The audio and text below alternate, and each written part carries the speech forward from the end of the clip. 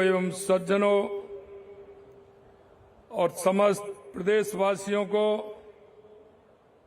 79वें स्वतंत्रता दिवस की हार्दिक बधाई एवं शुभकामनाएं देता हूं।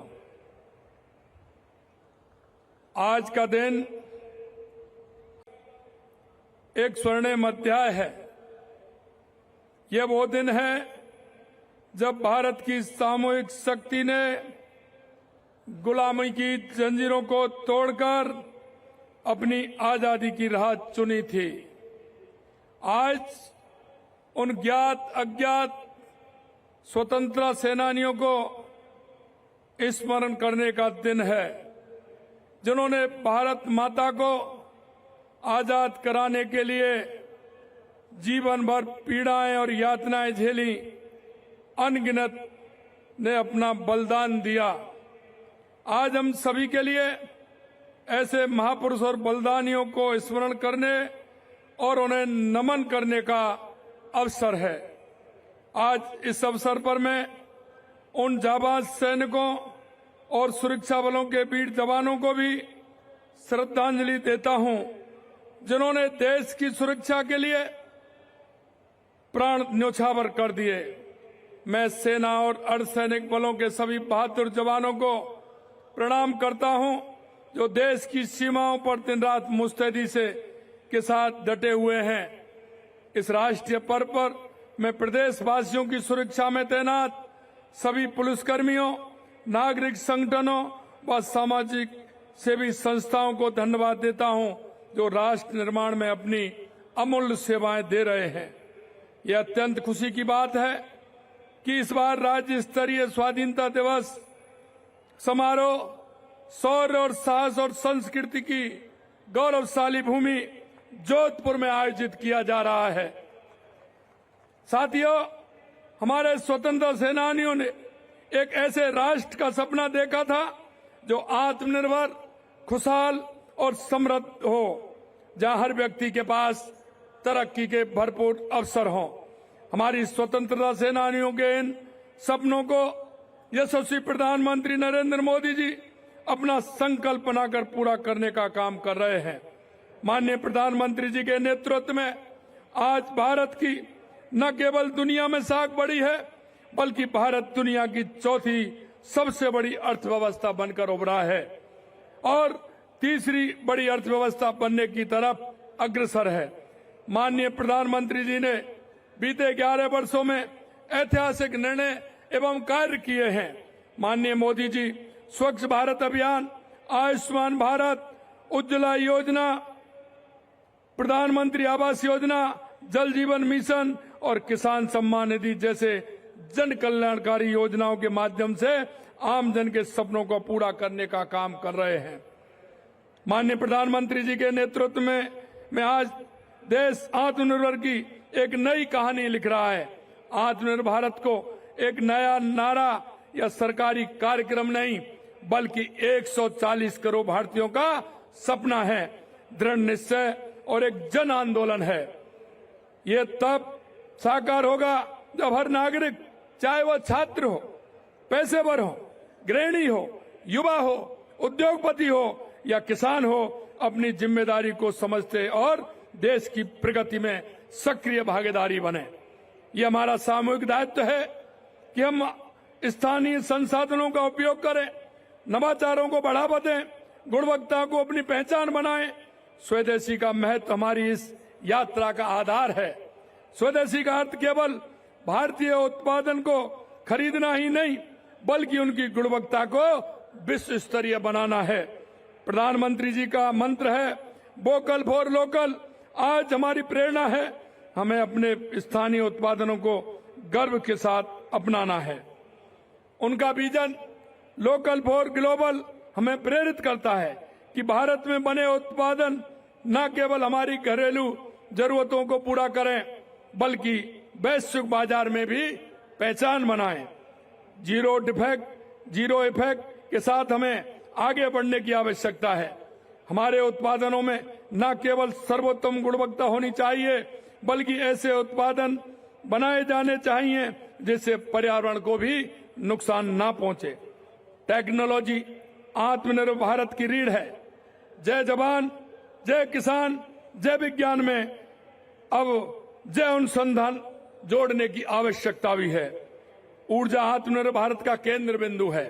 सोलर पार्क से लेकर विंड फार्म तक स्वच्छ ऊर्जा न केवल हमारी फैक्ट्रियों को नई शक्ति दे रही है, बल्कि हमारे घरों को रोशन कर पर्यावरण की रक्षा कर रही है।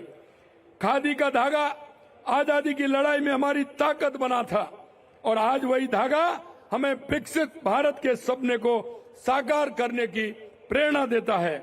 हमें ये समझने की आवश्यकता है कि जब हर नागरिक आत्मनिर्भर बनने का संकल्प लेगा, तभी पूरा राष्ट्र आत्मनिर्भर बन सकेगा। रक्षा के क्षेत्र में आत्मनिर्भरता हमारी ताकत का प्रतीक है। आज मेक इन इंडिया के तहत हम स्वदेशी युद्धपोत विमान और आधुनिक हथियार प्रणालियां बना रहे हैं। ऑपरेशन सिंदूर की यह सफलता इसका जीवंत उदाहरण है।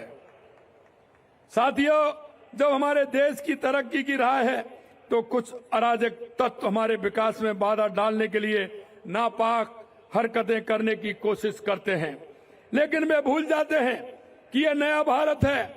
इसका नेतृत्व आदरणीय प्रधानमंत्री नरेंद्र मोदी जी के हाथ में है, जो कहने में नहीं करने में विश्वास रखते हैं। गोली का जवाब गोले से देते हैं। आज आदरणीय प्रधानमंत्री जी के नेतृत्व में भारत आर्थिक ताकतें नहीं बल्कि सैन्य ताकत के रूप में उभरा है, जिसकी वानगी ऑपरेशन सिंदूर के सफलता के रूप में सारी दुनिया ने देखी है। ऑपरेशन सिंदूर केवल सैन्य कार्रवाई नहीं बल्कि हमारे देश की उस प्रतिबद्धता का प्रतीक है जो कहता है कि अब सुरक्षा और सम्मान से कोई समझौता नहीं होगा। भारत अब चुप नहीं रहेगा। भारत आतंकवाद को बर्दाश्त नहीं करेगा।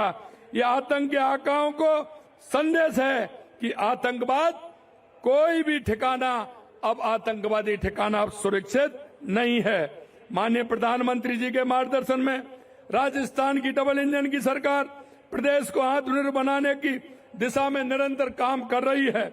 हमारे प्रदेशवासियों के सपने को साकार करने का, उनसे किए वादे पूरे करने का और दिए गए हर वचन को निभाने का प्रण लिया है। प्रदेश की भौगोलिक परिस्थितियों की वजह से यहाँ हमेशा से पानी की कमी रही है। हमने इस चुनौती की तरह लिया है और प्रदेश को जल में आत्मनिर्भर बनाने का प्रण लेकर हम काम कर रहे हैं। राम जल सेतु लिंक परियोजना, यमुना जल समझौता पर काम तेजी से आगे बढ़ रहा है। नमनेरा बैराज का कार्य पूर्ण हो गया। यमुना जल समझौते के तहत टास्क फोर्स धरातल पर सर्वे का काम शुरू कर दिया। प्रधानमंत्री जी के कैच द रेन अभियान से प्रेरणा लेकर कर्म भूमि से मातृभूमि अभियान शुरू किया गया है, जिसमें भामाशाहों एवं प्रवासी राजस्थानियों की मदद से हजारों जल संरचनाओं का निर्माण किया जा रहा है। हाल में हमने जल पर्यावरण संरक्षण के लिए वंदे गंगा जल संरक्षण अभियान चलाया था। हमने यशस्वी प्रधानमंत्री नरेंद्र मोदी जी के एक पेड़ मां के नाम अभियान से प्रेरणा लेते हुए मिशन हरियाली राजस्थान शुरू किया है, जिसमें हमने 5 साल में 50 करोड़ पौधे लगाने का लक्ष्य लेकर काम कर रहे हैं और हम अब तक 15 करोड़ से अधिक पौधे लगाए जा चुके हैं। इसी तरह हमने प्रदेश को ऊर्जा में आत्मनिर्भर बनाने के लिए अनेक कदम उठाए हैं। हमने राजस्थान एकीकृत स्वच्छ ऊर्जा नीति 2024 जारी की है। ये नीति वर्ष 2030 तक प्रदेश के अक्षय ऊर्जा उत्पादन को 125 गीगावाट के स्तर पर ले जाने में बड़ी भूमिका निभाएगी। अब 22 जिलों में किसानों को दिन में बिजली उपलब्ध कराई जा रही है। हमारा प्रयास है कि पूरे प्रदेश के किसानों को दिन में बिजली मिलना शीघ्र प्रारंभ हो। हम 5 साल में 53,000 किलोमीटर सड़क नेटवर्क तैयार करने पर 60,000 करोड़ रुपए व्यय करने जा रहे हैं। अटल पथ, रिंग रोड, ब्रिज निर्माण से सड़कों का एक नेटवर्क तैयार किया जा रहा है। 1300 गांवों को डामर सड़कों से जोड़ा गया है एवं ग्रामीण सड़क नेटवर्क को सुदृढ़ करने हेतु 6,330 किलोमीटर लंबी मिसिंग लिंक सड़कों का निर्माण किया गया है। हमारी सरकार माननीय प्रधानमंत्री जी के संकल्प विकसित भारत 2047 के लक्ष्य को साकार करने के लिए वर्ष 2047 तक विकसित राजस्थान बनाने के लिए प्रतिबद्ध है। Rising Rajasthan global investment summit में प्राप्त 35 लाख करोड़ से अधिक के निवेश प्रस्तावों को तेजी से धरातल पर उतारा जा रहा है। राजस्थान ने खनिज ब्लॉकों की नीलामी में भी अभूतपूर्व प्रदर्शन किया है।